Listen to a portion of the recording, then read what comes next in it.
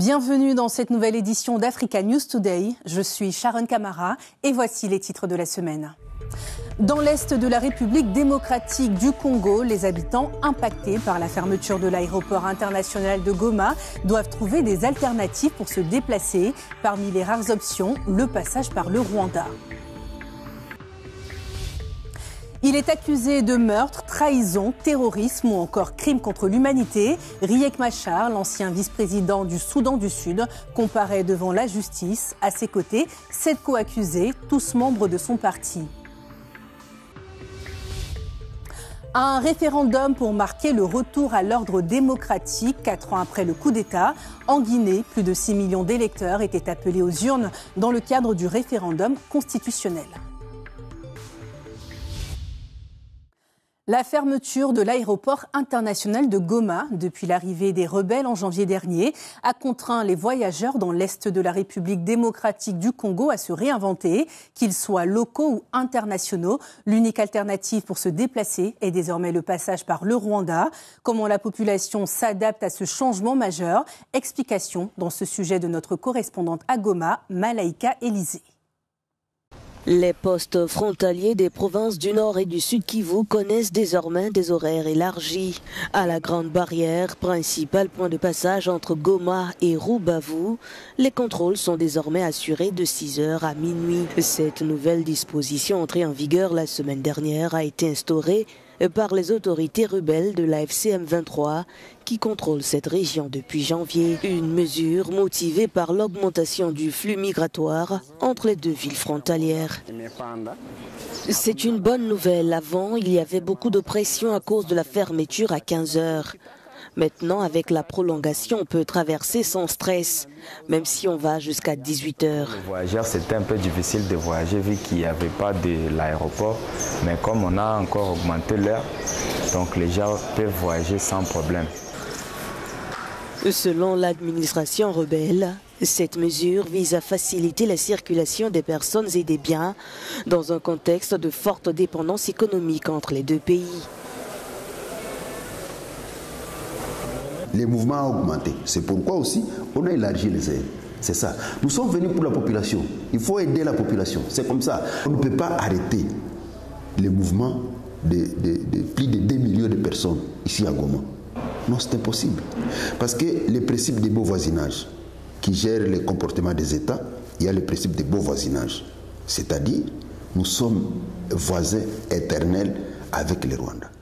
Pendant ce temps, Kinshasa continue d'accuser Kigali de soutenir militairement le M23, ce que le gouvernement rwandais nie catégoriquement.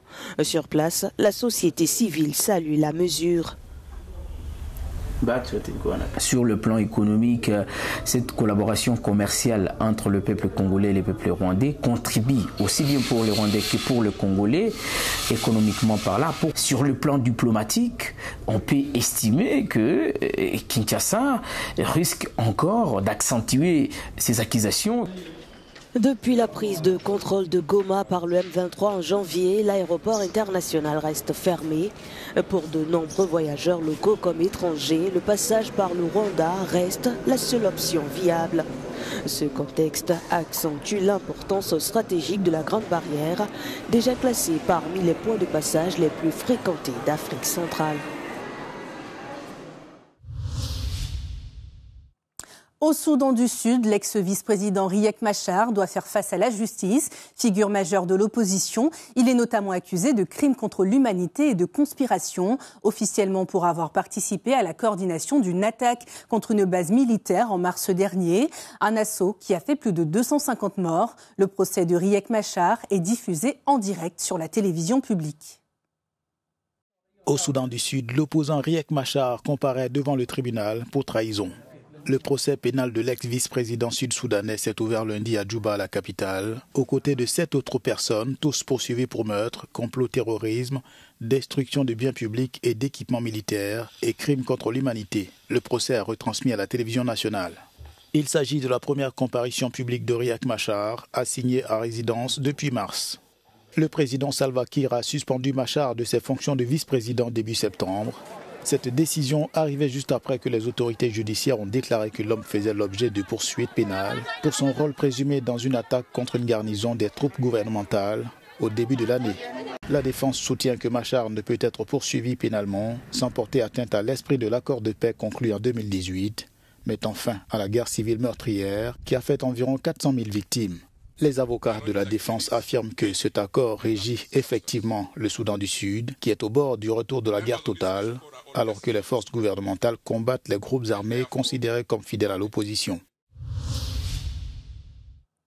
4 ans après le coup d'État qui a renversé le président Alpha Condé, la Guinée serait donc prête à tourner la page de la transition militaire. Bien que contesté par l'opposition, le référendum constitutionnel devrait permettre, selon les autorités guinéennes, d'organiser des élections présidentielles et législatives d'ici la fin de l'année.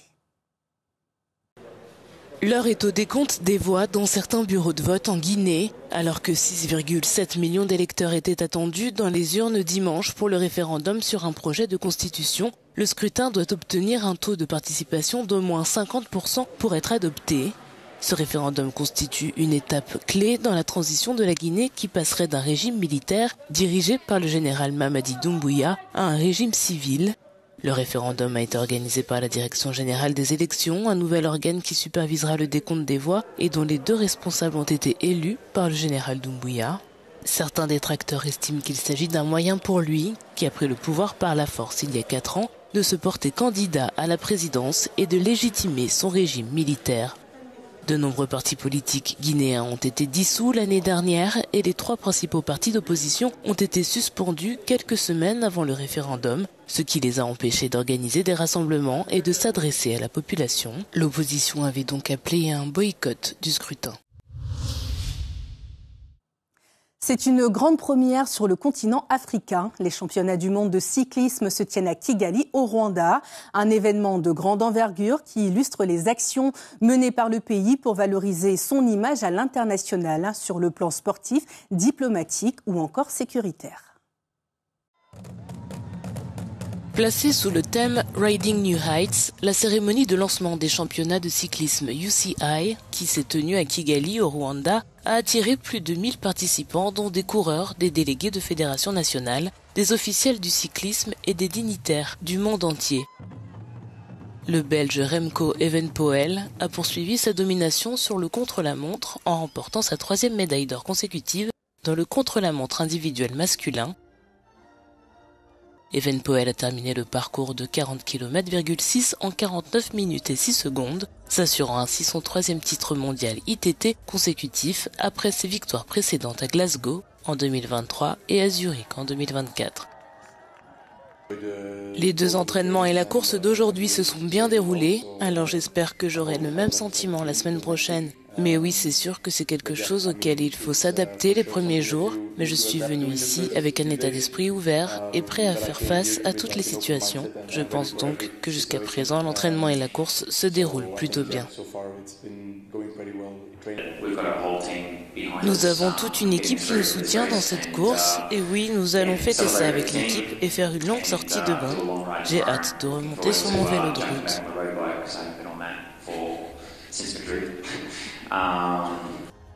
La cycliste suisse Marlène Reusser a remporté son premier titre au contre-la-montre individuelle UCI Femmes Élite. Elle a terminé le parcours de 31,2 km en 43 minutes et 9 secondes, montant sur le podium après des années d'échecs. Le championnat de cette année a rassemblé un nombre record de 106 pays, dont 35 nations africaines.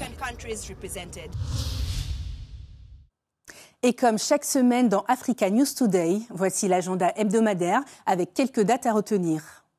Élections présidentielles et législatives aux Seychelles. 8 candidats briguent la magistrature suprême.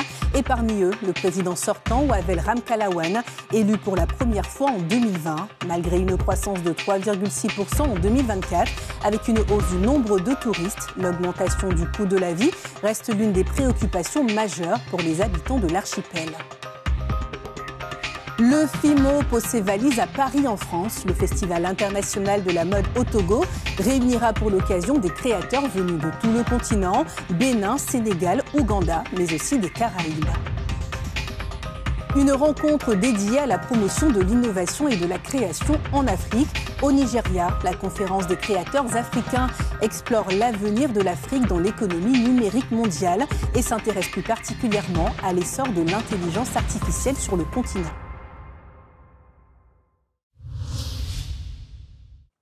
Et c'est la fin d'Africa News Today. À la semaine prochaine pour une nouvelle édition. Pour plus d'informations, restez sur Africa News et africanews.com.